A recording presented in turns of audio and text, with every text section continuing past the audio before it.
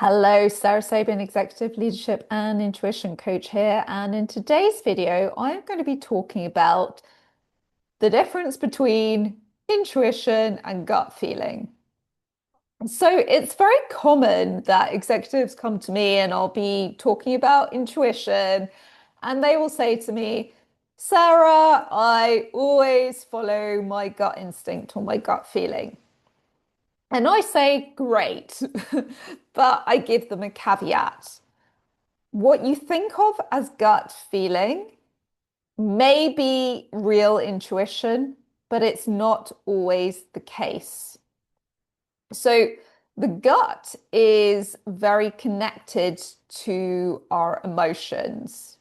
So that means when we feel anxious or when we feel excited, we can tend to feel like that butterflies in the stomach feeling. Or when we're feeling a bit nervous, we can feel a bit sick. Our gut can also drive us towards doing something with a sense of urgency, right? So it can suddenly pipe up with an impulse to go and do something, whether that's to run away from something or to go and binge on junk food, right? So essentially, we feel a lot of our emotion through our gut. Now, the problem is that intuition is not emotion. The two are completely different things. And actually, emotions can affect negatively whether we receive real intuitive insights and downloads. So, what I mean by that is that intuition works very quickly, right? So it will come to us in a flash and we will have an idea of something to do or a way to solve a problem, whatever it is. And there won't be that kind of emotional charge to it. It will just be a knowing. So it's not an emotional experience. It is a clear, quick knowing.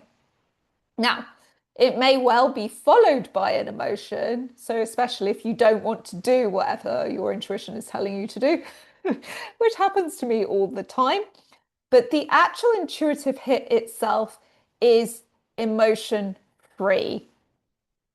Now, it is very difficult to differentiate the two. And you need to be conscious when practicing the development of your intuition that you are cognizant of whether you are currently under emotional influence from anything at all, which is why when I'm brain training people in developing their intuition, I tell them to start small with non-emotional subjects.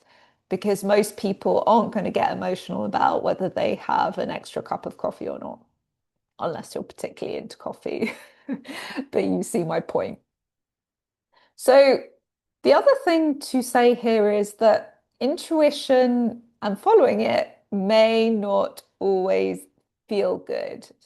In fact, it may feel downright uncomfortable or painful. And that's because it often takes us outside of our comfort zone, which we know is good for us in the medium and long term, but can be painful for us in the short term.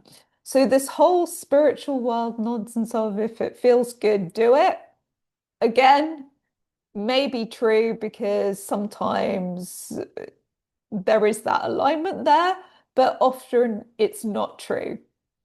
So, your real intuition will guide you to the right action at the right time, and how you feel about it, whether good or bad, is not the point. So don't confuse feeling good or feeling bad about something with it being good for your growth.